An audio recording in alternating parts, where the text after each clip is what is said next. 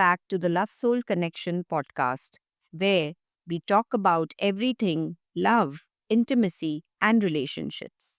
The good, the messy, and the stuff nobody really wants to admit out loud. Today's episode is all about revenge.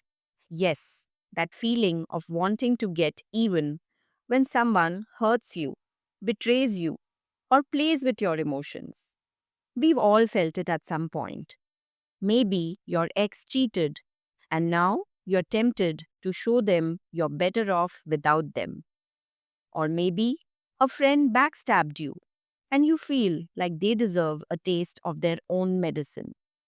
Sounds familiar? Revenge is such a powerful emotion, especially in relationships. It's raw, it's intense, and let's be real, sometimes it feels so damn satisfying to imagine getting even. But does it actually help? Or does it just keep us stuck in the pain? We are going to break it all down today. We'll talk about the sneaky ways revenge shows up in dating and relationships, why we feel this need to get even, and whether it ever really brings peace. How revenge affects our emotions, relationships, and mental health. And most importantly, how to heal without needing to win the breakup or prove a point. Let's start by asking a simple question. Have you ever been in a situation where someone hurt you and your first instinct was, I'm going to make them regret it? Maybe you posted a fire selfie to make them jealous. Maybe you ignored their texts just to show them how it feels. Or maybe you actually took things a step further, messing with their stuff, talking to someone they dislike, or making them feel left out. This isn't just a relationship thing. Even in friendships, work, or family dynamics, revenge shows up in so many ways. Think about it. Ever given a friend the silent treatment because they ditched you? Or purposely not liked an ex's Instagram post even though you saw it? Yep, that's revenge too. So here's the big question that we are exploring today. Does revenge ever really help? Or does it just keep us emotionally tied to the person who hurt us? I'll be sharing real life examples, insights on why we feel this urge, and most importantly, how to move forward in a way that actually brings peace. Let's dive in.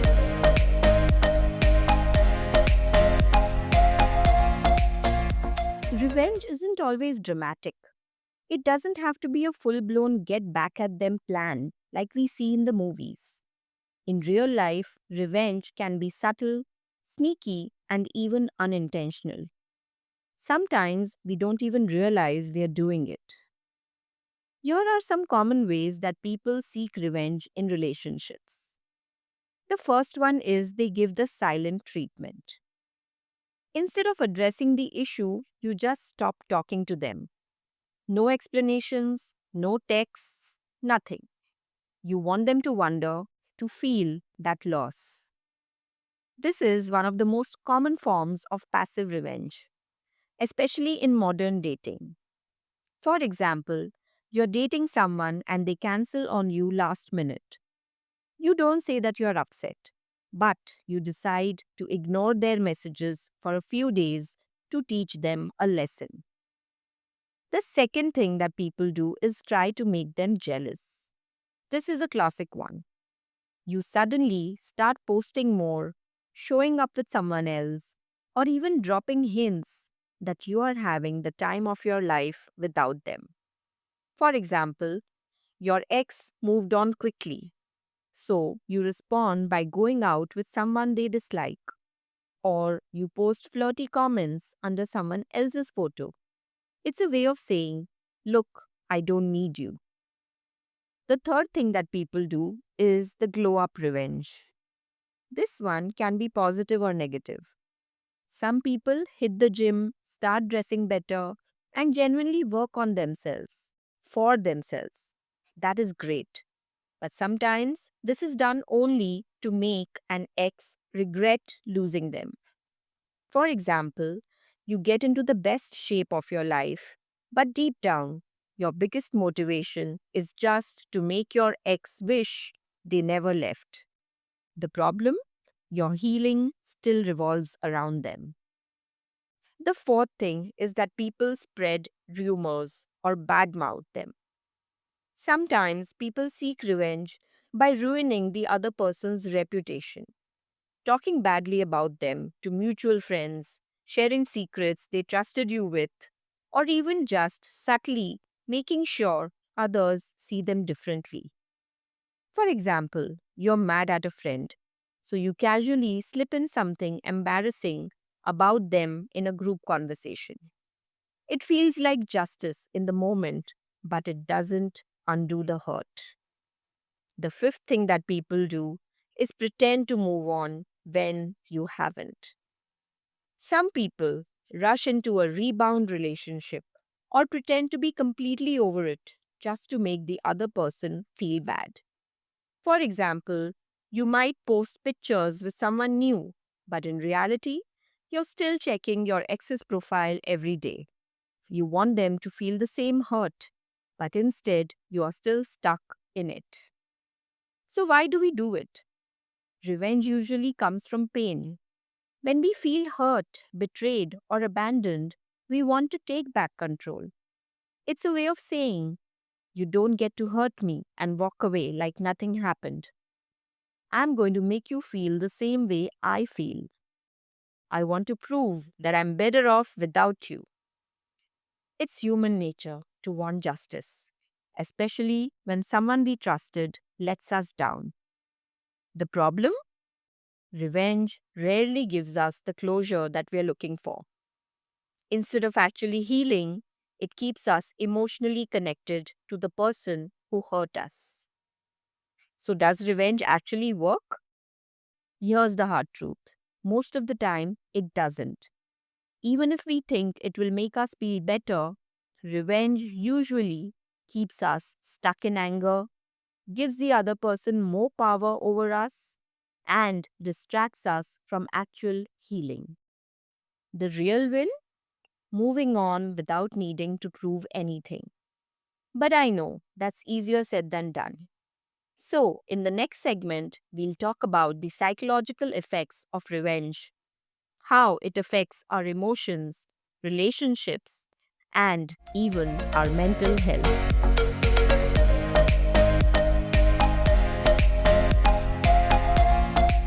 Now that we've talked about the different ways that people take revenge, let's get into the real question. Why do we do it? Revenge isn't just about payback, it's deeper than that. It comes from a mix of emotions: hurt, anger, betrayal, and the need to feel in control. Sometimes we don't even realize that revenge is our way of dealing with pain. Let's break it down further. The first reason why people seek revenge is the need for justice. They have hurt me and so they should suffer too. When someone breaks our trust, cheats, lies, or even ghosts us, it feels unfair. We think, why should they just walk away without consequences? So, revenge feels like a way to balance the scales. We want them to feel what we felt. We want them to know what it's like to be hurt. But here's the problem: most of the time, they don't feel the same pain we do. For example, you were loyal in a relationship, but your partner cheated. You could just move on, but instead you start flirting with their best friend or post stories meant to make them jealous. You want them to suffer like you did, but in reality, you're still emotionally tied to them. The second reason is that people want to regain control. I won't be the weak one here. Breakups, betrayals, or even fights with friends can make us feel powerless. It's like someone else made a decision for us and we didn't have a say in it. Revenge makes us feel like we are taking back control. like we are rewriting the story on our terms. For example, you got ghosted after months of talking. It stings you. So instead of confronting your feelings, you start ignoring other people too, just to feel like you are the one making the choices now.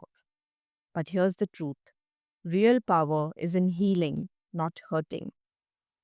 The third reason why people do that is for the emotional release. They just want to feel better.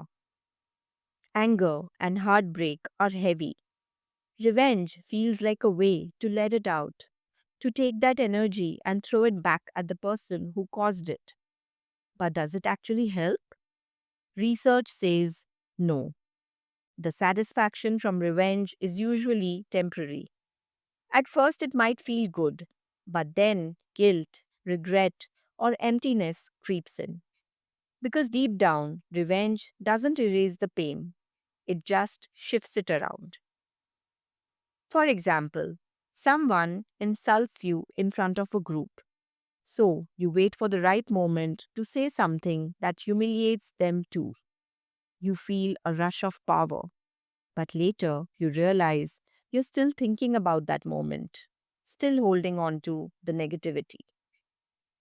The fourth reason is the influence of social media and movies. Let's be real. Movies, TV shows, and even social media make revenge look glamorous. The glow up after a breakup, the I moved on faster than you, the cold heartless vibe. It's all romanticized. For example, you see influencers posting revenge stories, blocking their ex, getting a new partner instantly, or showing how unbothered they are. So you try to do the same. But instead, you still feel the hurt. Because real healing isn't about looking fine, it's about feeling fine. And the fifth reason is deep wounds from the past that sometimes people carry. Sometimes our reaction to hurt isn't just about the current situation, it's about past experiences that left scars. If you've been let down, abandoned, or betrayed before, one more heartbreak can trigger a bigger response. For example, you were cheated on in a past relationship. So when your new partner starts acting distant, you immediately assume the worst. Instead of communicating, you try to hurt them first, so you don't end up as the one left behind. The real issue here isn't the current partner, it's the unhealed wound from before.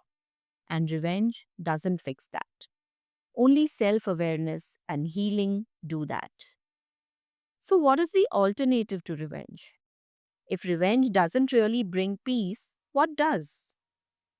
Let's talk about that in the next segment, where we discuss the effects of revenge, how it impacts your mental health, relationships, and personal growth, and more importantly, how to break free from that cycle. Because the truth is, moving on is the best kind of revenge.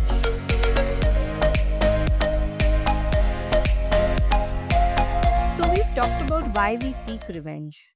But now let's get real about what it actually does to us. Because while revenge might feel satisfying in the moment, the truth is it comes at a cost. And most of the time, that cost is our own happiness, peace, and relationships. So let's break it down further. The first thing is that revenge keeps you stuck in the past. Revenge means that you're still emotionally tied to the person or situation that hurt you. You might think that you've moved on, but if your actions are still controlled by that hurt, are you really free? For example, you keep checking your ex's profile, waiting for the right moment to post a winning picture, or you keep replaying an argument in your head, thinking of what you should have said. It's exhausting. Revenge doesn't heal the past, it keeps you stuck in it. The second disadvantage is that it can ruin your peace of mind. Have you ever noticed that people who are truly happy and content don't waste time on revenge? That's because they understand something important. Your peace is worth more than proving a point. Revenge keeps your mind filled with negativity. You spend your energy plotting, waiting, reacting, and instead of feeling lighter, you feel drained. For example, you go out of your way to make someone jealous, but deep down, you're still checking if they noticed. Now, your happiness depends on their reaction, not on what actually makes you feel good. That's not power, that's giving them control over you. The third thing that it does is that it can backfire big time. Sometimes, the revenge that we plan doesn't go the way we want. Instead of making someone else suffer, we end up hurting ourselves. For example, you're trying to make an ex jealous, but they genuinely don't care. Now you're just feeling worse. Or you spread a rumor about a friend who betrayed you, only for it to damage your reputation instead. The truth is, revenge can make you look bad. Instead of proving your strength, it can make you seem bitter, petty, or even immature. And worse, it can escalate things, turning a small issue into something much bigger and messier. The fourth thing is that it can damage your relationships. Revenge isn't just about one person, it can spill over into other areas of your life. When you're consumed by revenge, it changes your energy. You become less trusting, more defensive, and maybe even push people away who actually care about you. For example, you were betrayed by a friend, so now you assume that all friends will betray you. You become colder, more distant, and you stop letting people get close. Or maybe your last relationship ended badly. So now, in your new relationship, you are playing mind games to stay one step ahead instead of being vulnerable and open. The problem? Not everyone is out to hurt you. But if you keep living in revenge mode, you might miss out on real love, real friendships, and real happiness. The fifth thing is that revenge doesn't fix the hurt. Healing does that. The hardest truth to accept is that no amount of revenge will ever truly heal you. Making someone else suffer won't erase what happened. It won't remove the pain or change the past. The only thing that actually helps is letting go and choosing yourself over the drama. For example, instead of plotting revenge, focus on things that actually make you happy. Leveling up your life, building better relationships, and creating experiences that bring real joy. That's the best kind of payback. Living well without needing to prove anything to anyone. So, what's next? If revenge isn't the answer, then what is? In the next segment, let's talk about how to break free from revenge and truly move forward. Because real strength isn't about getting even, it's about getting better.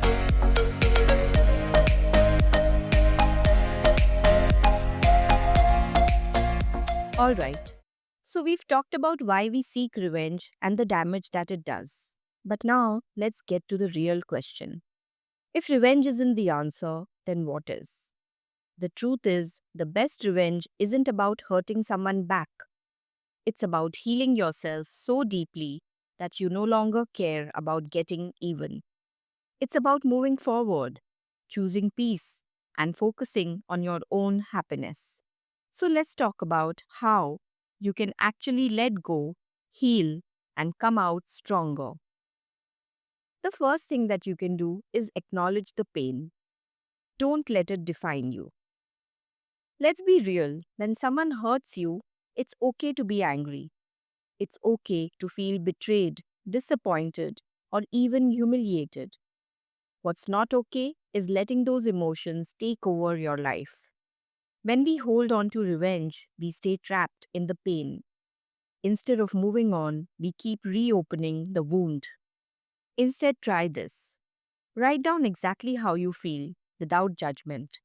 Sometimes Seeing your emotions on paper can help you to process them. Allow yourself to grieve what happened. Feel it, but don't let it consume you. Remind yourself, this hurt me, but it does not define me. The second thing that you can do is ask yourself, what do I actually want? A lot of times, we chase revenge because we think it will bring us closure. But does it? Before you act on revenge, pause and ask yourself, do I want to teach them a lesson? Do I want them to feel the same pain I felt? Or do I just want to move forward and be happy? If your goal is happiness, then revenge isn't the way. True peace comes from choosing yourself, not wasting energy on someone who doesn't deserve it. The third thing is redirect the energy to something positive. Think about this.